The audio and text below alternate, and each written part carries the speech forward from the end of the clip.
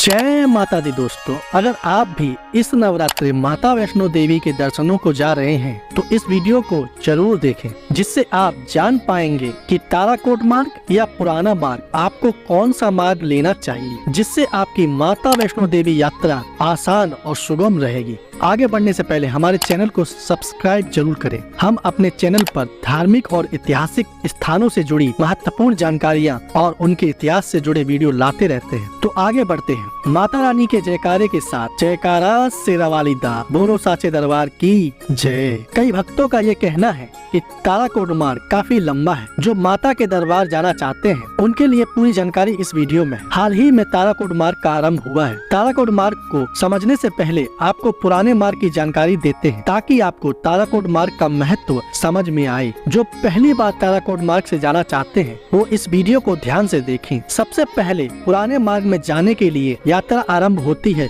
Katra bus stand से। Katra bus stand से हम सबसे पहले ऑटो या कैब लेकर बाणगंगा चेक पोस्ट पर पहुंचते हैं, जहां पर हम अपना यात्रा कार्ड दिखाकर आगे बढ़ जाते हैं। यात्रा कार्ड के बारे में आपको बता दें कि यात्रा कार्ड आपको बस स्टैंड के पास बड़ी ही आसानी से मिल जाता है, जिसको आपको यात्रा के पश्चात वापस करना होता है। बाणगंगा चेक पोस्ट के बाद हम पहुँचते हैं अर्धकुमारी, जो की चेक पोस्ट से 6 किलोमीटर की दूरी पर है। उसके पश्चात अर्धकुमारी से सांची छत की दूरी है 3.5 किलोमीटर। अर्धकुमारी पर दर्शन करने के बाद थोड़ा विश्राम करने के बाद अर्धकुमारी से 3.5 किलोमीटर की दूरी तय करके हम पहुंचते हैं सांची छत। यहाँ से माता के भवन की दूरी मात्र 2.5 किलोमीटर की रह जाती है। इस दूरी को पूरा कर हम पहुंचते हैं माता के पावन भवन पे। मतलब पुराने रास्ते की कुल दूरी हुई 13 किलोमीटर। अब आइए बात करते हैं ताराकोट मार्ग की। ताराकोट मार्ग की बात करने से पहले आपको बता दूं, पुराने रास्ते में आपको 13 किलोमीटर की यात्रा तय करने में घोड़े और पालकी की सुविधा प्राप्त हो जाएगी, लेकिन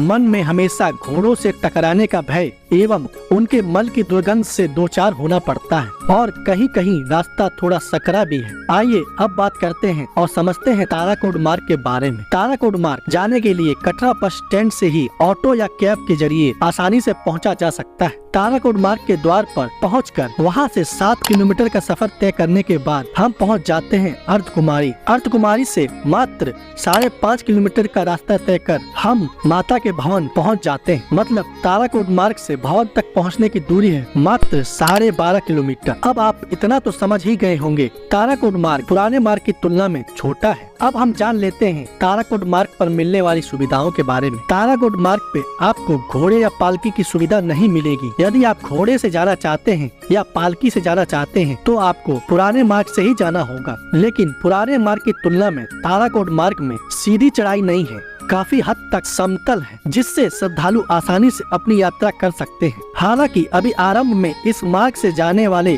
श्रद्धालुओं की संख्या काफी कम है, जिसका एक कारण ये भी है कि इस रास्ते में चरण पादुका बाणगंगा के दर्शन नहीं हो पाते। लेकिन फिर भी इस मार्ग पर सुविधाओं का भंडार है। आपातकालीन स्थिति में तुरंत एम्बुलेंस को मौके पर भेजा जा सकता है और इस मार्ग में निःशुल्क लंगर के तो क्या कहने, वो भी 24 घंटे। पूरे मार्ग में शेड होने के कारण यात्रियों को बारिश या तेज धूप में भी सफर करने में कोई परेशानी नहीं होगी और हर 200 मीटर पर वाटर एटीएम लगाए गए हैं। और भवन पहुंचने के बाद चाहे आप नए मार्ग से जाएं या पुराने मार्ग से, बाबा भैरव के दर्शन करने के लिए रोपवे का भी निर्माण हो चुका है। रोपवे से भैरव जी के दर्शन करने का एक अलग ही अनुभव है। मैंने आपको दोनों मार्गों की जानकारी दे दी है। पुराना मार्ग जहां पर घोड़ों और खड़ी चढ़ाई के साथ चलना थोड़ा मुश्किल होता है और घोड़े और पालकी की सुविधा भी मिल जाती है। वहीं नया ताराकोट मार्ग जहां आपको घोड़े और पालकी की सुविधा नहीं मिलेगी, लेकिन चलना पुराने मार्ग की अपेक्षा ज्यादा आसान है। कैसी लगी ये जानकारी? अगर थोड़ी भी अच्छी लगी हो तो चैनल को सब्सक्राइब जरूर करें। मैं ऐसी ही जानकारियों के साथ फिर मिलूंगा। तब तक के लिए जय माता दी।